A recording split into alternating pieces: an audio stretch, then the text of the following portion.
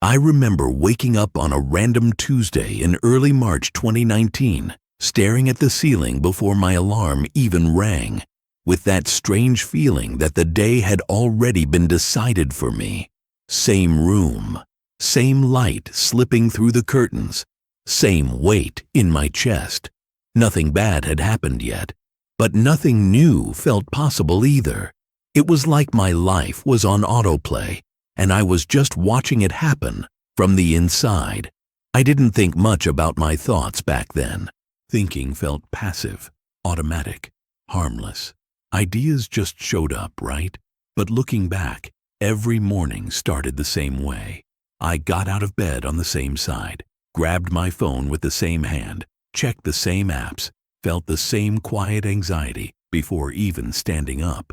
It was as if my body already knew the script before my mind had a chance to question it. On my commute, I took the exact same route, passed the same coffee shop, saw the same faces with the same tired expressions. And every familiar sight triggered familiar reactions. That coworker who annoyed me, that memory I didn't like, that worry about money, time, or not being enough. Nothing dramatic, just enough repetition to keep everything exactly where it was. Here's the strange part. Even while doing all of this, a small part of me secretly hoped something would change. A better opportunity, a different version of myself, a future that somehow arrived without me doing anything differently. I didn't say this out loud, but deep down, I was waiting for life to surprise me while I kept playing the same role. If you had asked me that day whether my brain had changed at all by nightfall, I probably would have laughed. Of course it hadn't. I thought the same thoughts, reacted the same way, felt the same emotions, and called it normal.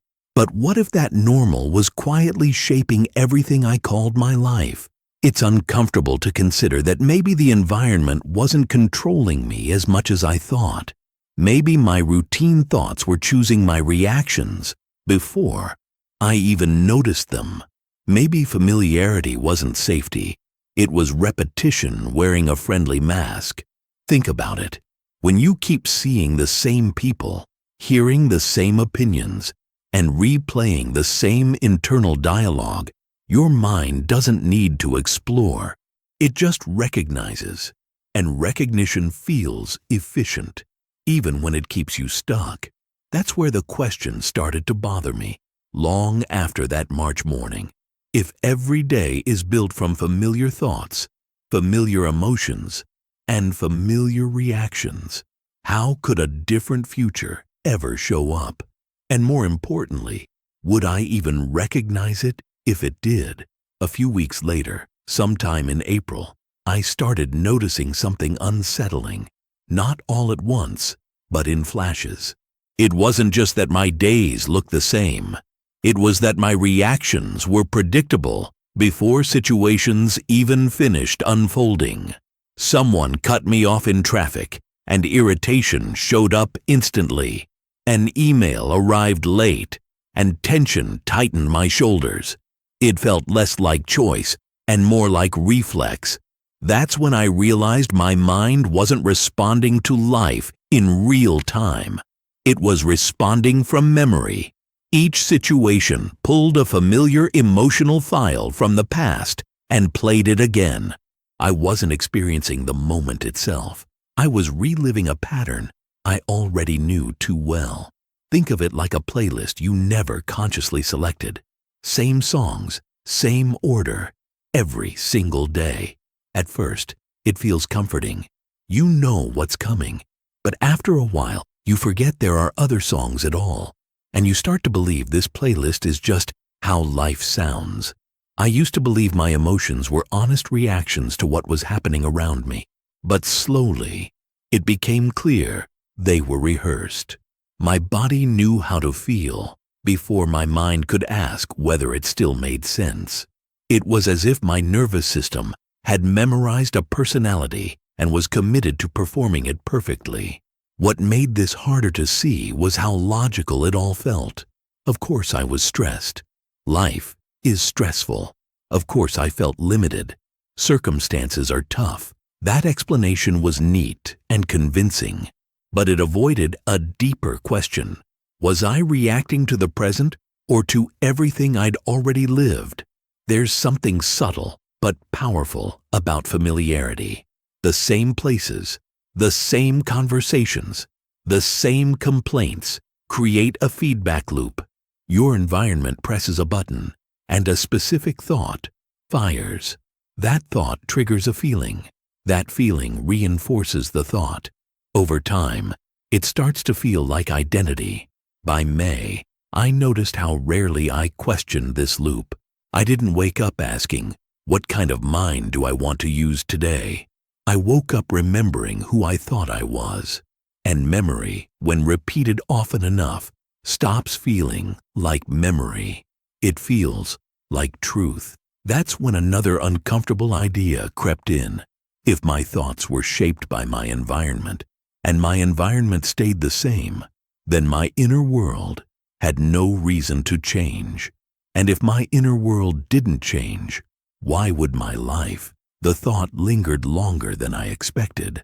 Not as motivation, not as hope, just as a quiet tension. A sense that maybe the future I was waiting for couldn't arrive while my mind kept living in the past. By the middle of June, that tension turned into something harder to ignore. I started paying attention to how often my body reacted before I had time to think. A tight chest in meetings, a heavy feeling on Sunday nights, a low-level fatigue that didn't come from lack of sleep, but from something more familiar. Emotional repetition.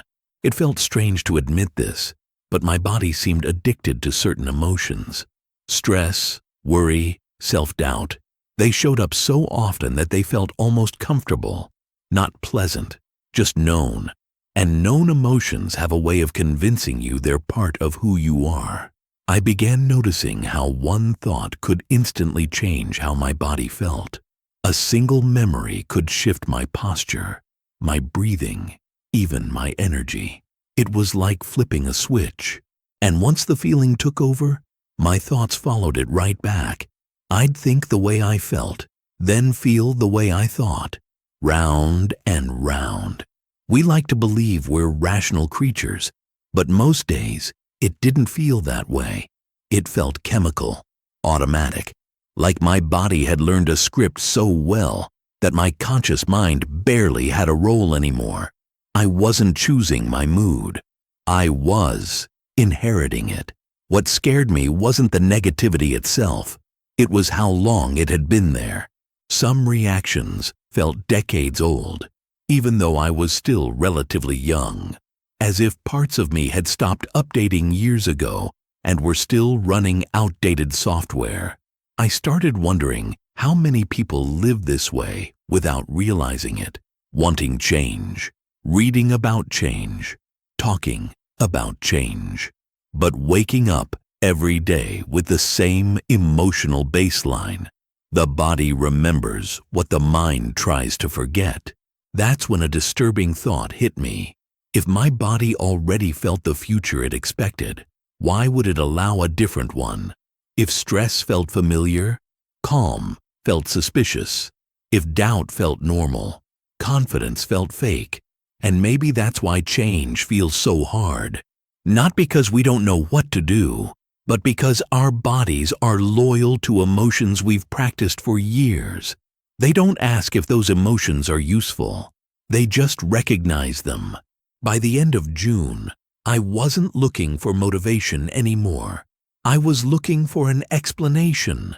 How did thinking turn into feeling so fast? And how did feeling start controlling what I believed was possible? July was when things started to connect in a way that felt both simple and unsettling. I came across an idea that stuck with me. The brain isn't just where thoughts happen.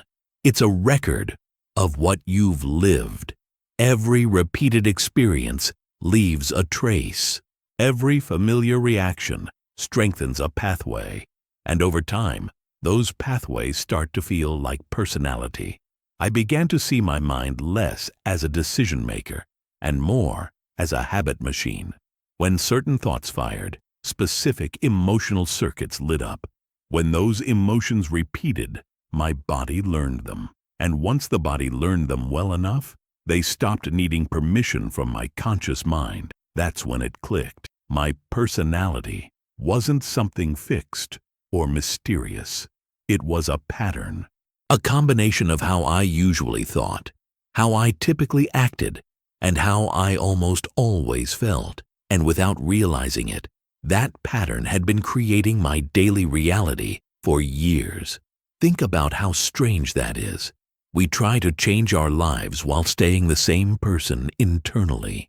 We want new outcomes, but we bring the same thoughts, the same emotional reactions, and the same habits into every new day. No wonder everything keeps looking familiar. I noticed how often I told myself I wanted something different, while emotionally staying aligned with the past. I'd imagine a better future for a moment, but my body still felt unworthy, tense, or doubtful.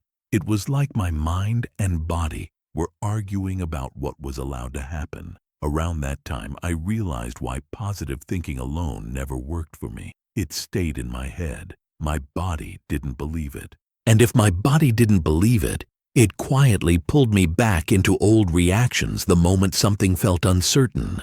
It was uncomfortable to admit that my current life wasn't happening to me. It was being expressed through me, not in a mystical way, in a mechanical one. Patterns repeating themselves because that's what patterns do. By the end of July, a harder truth emerged. If I wanted a new personal reality, I couldn't just hope for it. I'd have to become unfamiliar to myself first.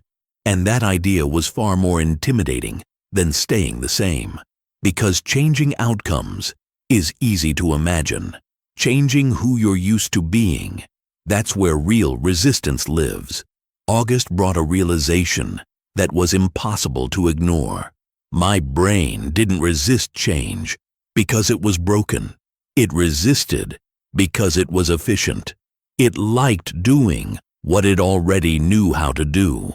Familiar thoughts fired familiar circuits, and those circuits produced familiar feelings. Efficiency disguised itself as identity.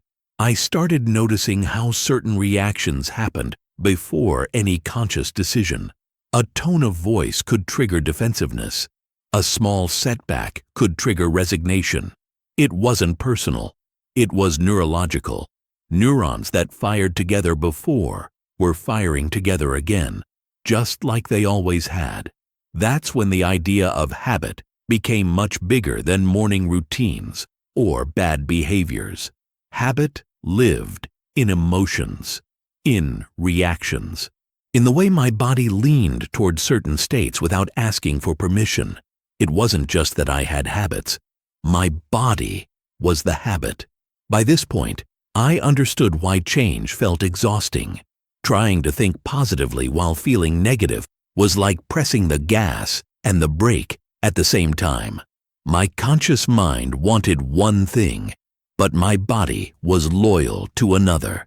And loyalty, once learned, is hard to break.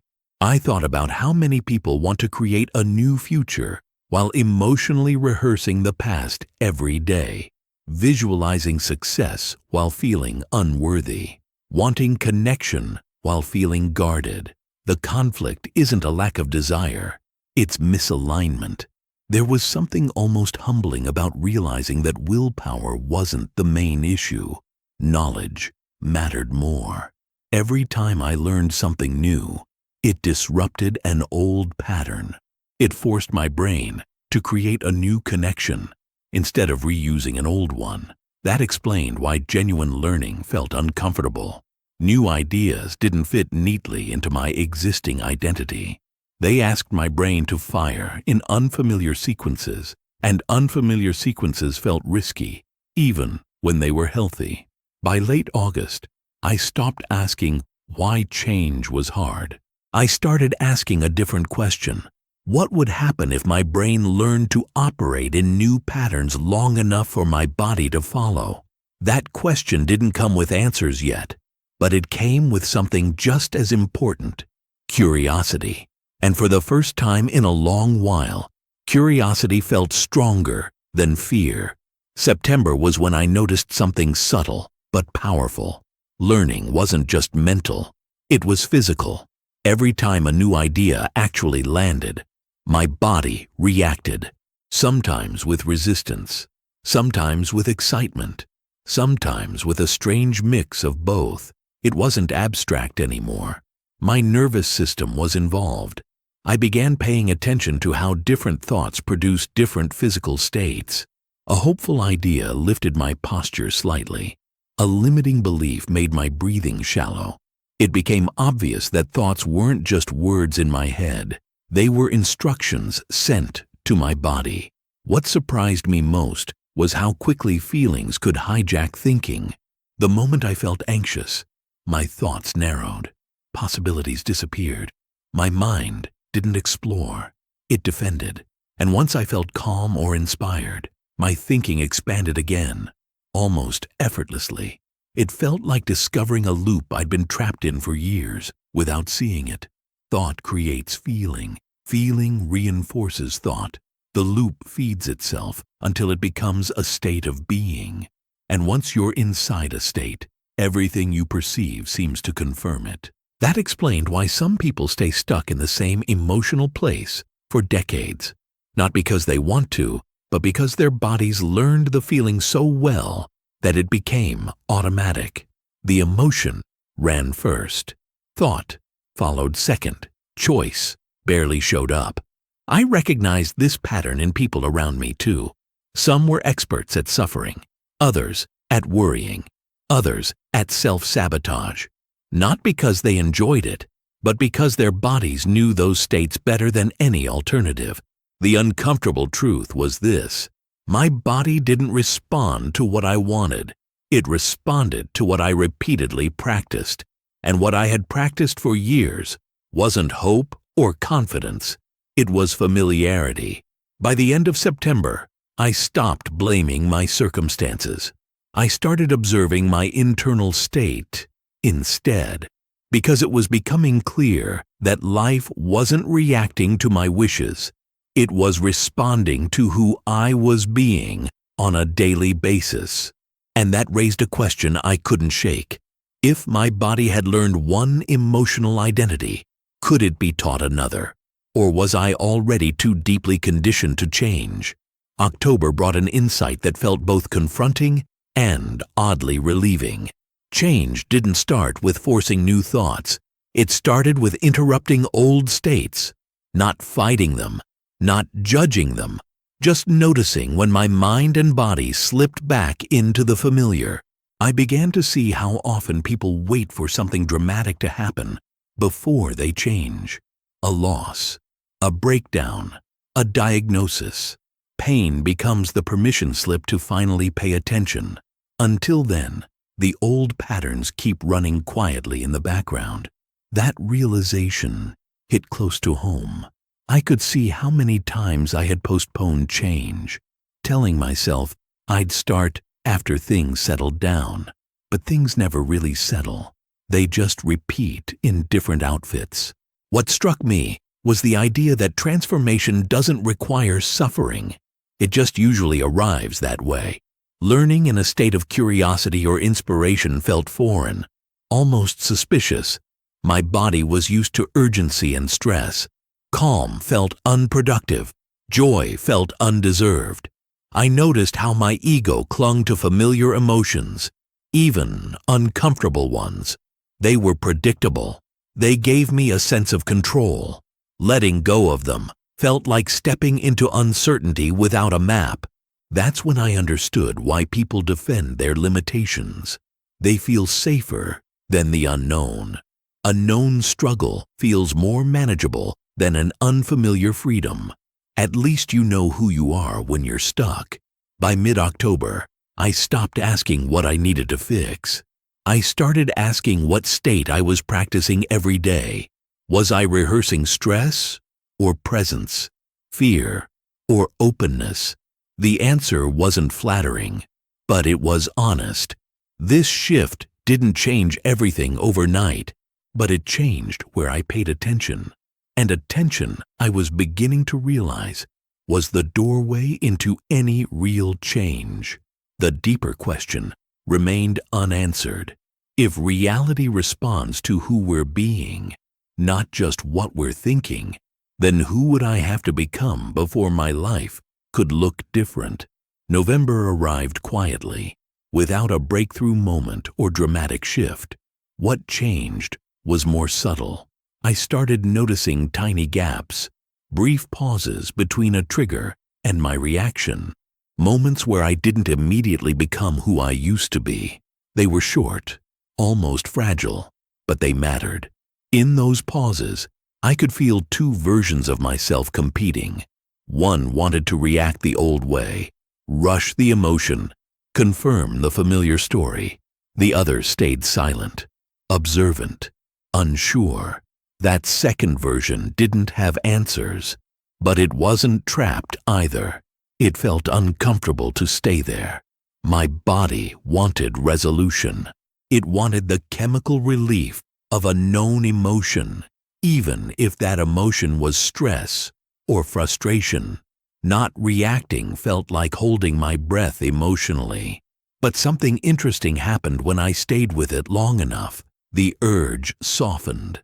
I began to understand that change wasn't about becoming someone new all at once. It was about not rehearsing the old self for a few seconds longer than usual, not feeding the loop, letting the pattern weaken instead of reinforcing it again. Some days, nothing happened. Other days, I failed completely and slipped right back into old reactions. But failure didn't feel the same anymore. It wasn't proof that change was impossible. It was evidence of how deeply practiced the old state had been. What surprised me most was how empty those pauses felt at first. Without the usual emotional reactions, there was a strange neutrality. No drama, no urgency, just awareness. And awareness, unlike emotion, didn't demand immediate action. I realized how addicted I had been to intensity, how emotion had become a way to feel alive, even when it was exhausting. Calm didn't excite my nervous system, but it didn't drain it either. By late November, I wasn't chasing a new future anymore. I was learning to stay present without rushing back to the past. And for the first time, that felt like real movement. Even if nothing outside my life had changed yet, the question that lingered was simple but unsettling. If I stop being who I've memorized, even briefly, what has room to emerge next? December changed the way I looked at progress. Nothing external had shifted dramatically, yet something internal felt less rigid. I noticed that my reactions no longer defined the entire day. A bad moment stayed a moment. It didn't automatically become a story about who I was or where my life was going. What surprised me was how unfamiliar this felt. Without the usual emotional spikes, days seemed quieter, almost empty. At first, I mistook that emptiness for boredom, but slowly I realized it was space that had always been filled with predictable thoughts and feelings. In that space, new questions appeared, not the anxious kind that demand answers, but open ones. What if I don't need to fix myself today? What if observing is enough for now? Those questions didn't push me forward. They softened me. I started seeing how much of my past identity was built on reaction. Without reacting, I didn't disappear. I just became less dramatic, less defined. And oddly, that felt safer than I expected. People around me hadn't changed, but my relationship to them had. Their words didn't land as deeply. Their moods didn't automatically become mine. It wasn't detachment, it was distance. Enough distance to choose, instead of inherit, how I felt. There were moments when the old patterns tried to come back stronger.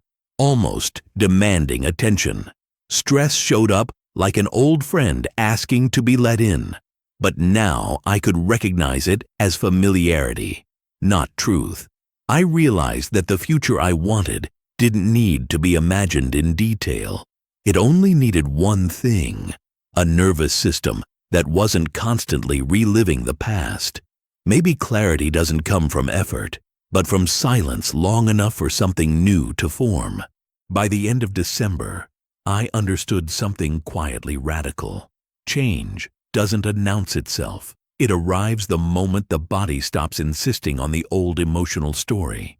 And when that story loosens, even slightly, life suddenly has options again.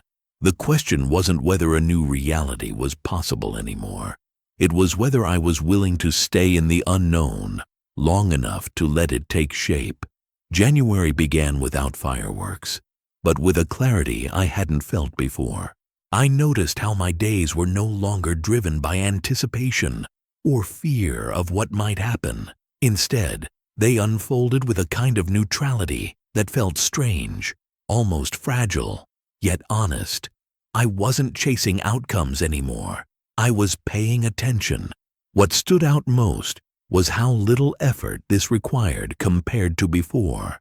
I wasn't forcing positive thoughts or visualizing a perfect future. I was simply refusing to automatically become the same version of myself every time a familiar emotion knocked on the door. I realized that for years I had confused intensity with truth. If something felt strong, I assumed it mattered. But now I could see that repetition, not intensity, had shaped my life, and repetition could be interrupted.